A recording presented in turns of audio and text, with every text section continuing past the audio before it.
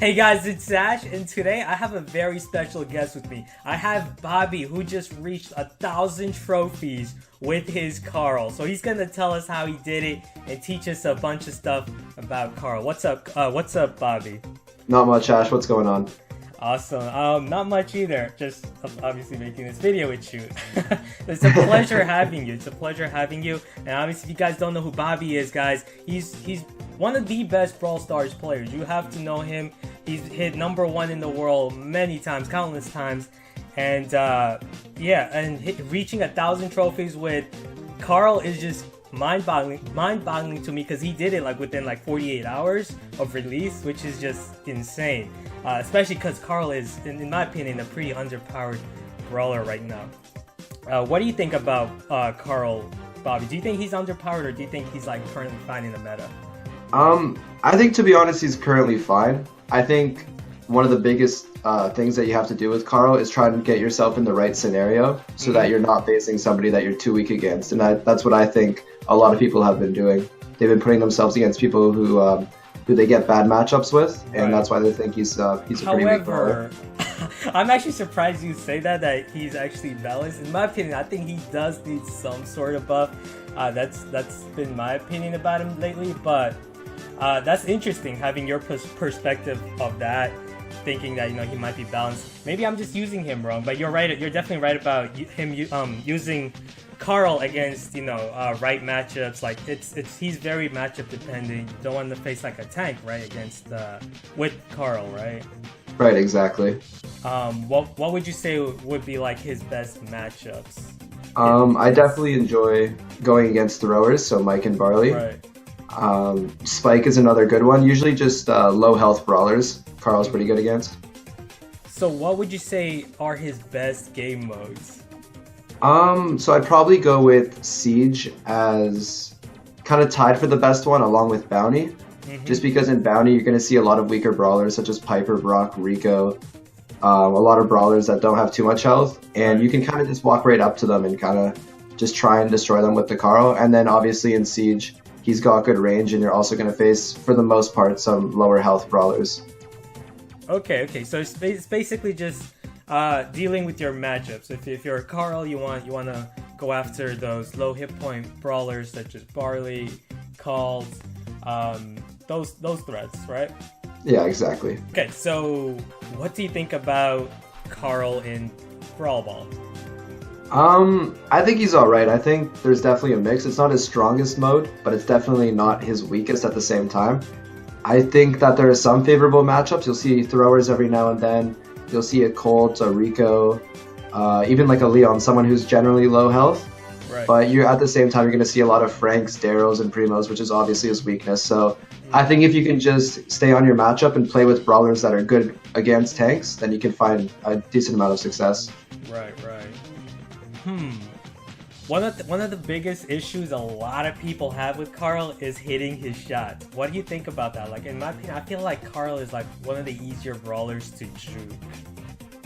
I would agree with you on that one. Definitely when I was pushing Carl, when I was facing some players who play in competitive scene, they had a pretty easy time juking out my shots unless they were right beside walls. Something that I would do is really try, instead of aiming your shot, to aim your body while you're in the middle of your boomerang shot, because that definitely does help to hit.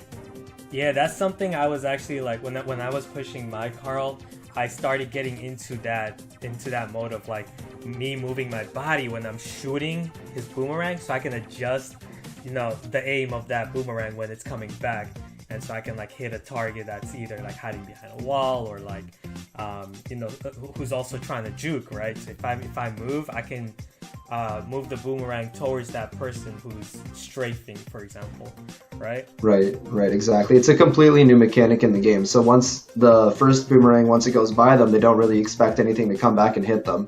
Right. So they're not really too focused on the shot coming back at them. So it's generally easier to hit them on the way back than it is when you just shoot it the first time. However, like another big issue is the importance of his star power. Do you think it's an important star power to have, or does it does it not matter? What do you think about that? I do actually think it's really important because, as you said, it's already when it's max, it's one of the hardest shots to land. Right. And without it, I found it like terribly slow. Like it was brutal. I was having trouble against people at 50 trophies in Showdown when I didn't have a star power. I think that might be why I was like so frustrated, because I couldn't get his star power on day 1, and I just wanted to push him to 500 immediately. So I was struggling a lot, like hitting my shots, especially on like the open maps that we had on day 1. Like we had Passage for Showdown. We had what was the gem grab? No, gem grab was like Deep Hollows or Deep I think so, yeah. Oh yes. And the other maps, I forgot what they were, but they were very open. It felt like a struggle hitting shots without his star power. Yeah, I can definitely agree with that. I played 2 games. I played like 2 to 5 games. I forgot the exact number without his star power. And originally I was low on boxes, so I planned to just get it from the shop the next day. But it was just brutal. I couldn't go without it. So what do you think? Do you think Carl is a very map-dependent brawler? Like, does he thrive in certain maps, or is he like overall just decent everywhere? I really do. I think he's good at a few maps in every single. He's not really very strong at a mode. Like you see Piper's very strong at Bounty. You see Pam's very good at Gem Grab. He's not very. He doesn't grab one mode and is just very good there.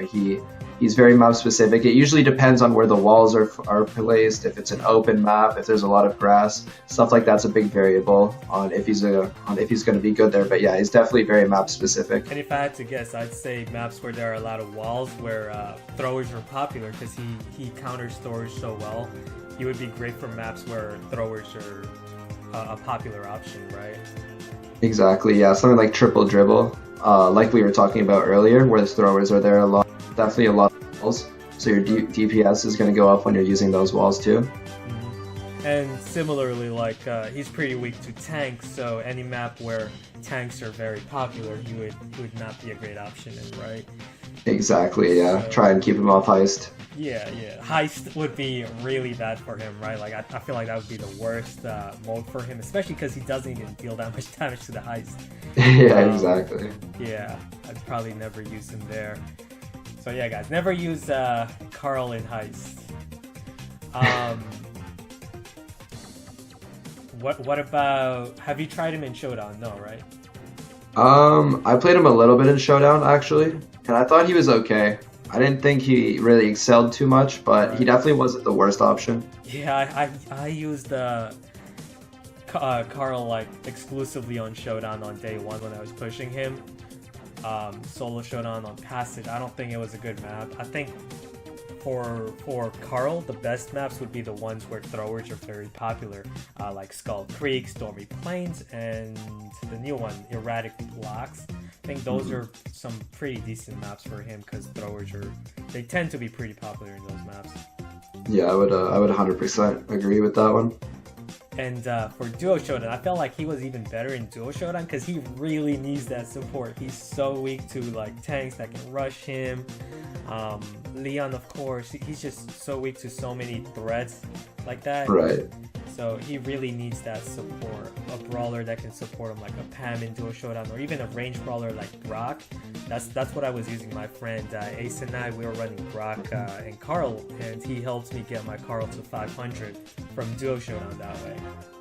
Right. Even though I found this actually really odd, he has the exact same amount of health as Pam does, but it feels totally different.